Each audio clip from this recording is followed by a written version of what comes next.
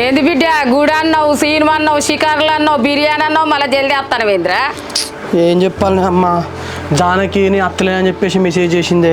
ఎందుకు బిడ్డ ఏమైందట నీ లవర్కు ఫోన్ చేసి అడగపోయినావు? ఫోన్ చేసిందే అమ్మ, ఫోన్ ఎత్తలేదు.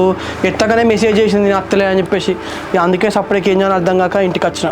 జానకిని వాళ్ళ నాన్నకి ఇట్లా అద్దానచ్చు బిడ్డ. మరి మీరు ముగ్గురన్నా పోయి సినిమా చూసి ఓ మనిషి బీరు దాగి రాకపోయినరా? జానకి రాలేదని చెప్పేసి నాకు బాధలు ఉంటే నువ్వు మా ముగ్గురు సినిమా పోమంటావు. ఫస్ట్ మంచిగా పోయి ఎంజాయ్ చేసేద్దాం అనుకుంటే గిట్లా అయింది ఏందమ్మా?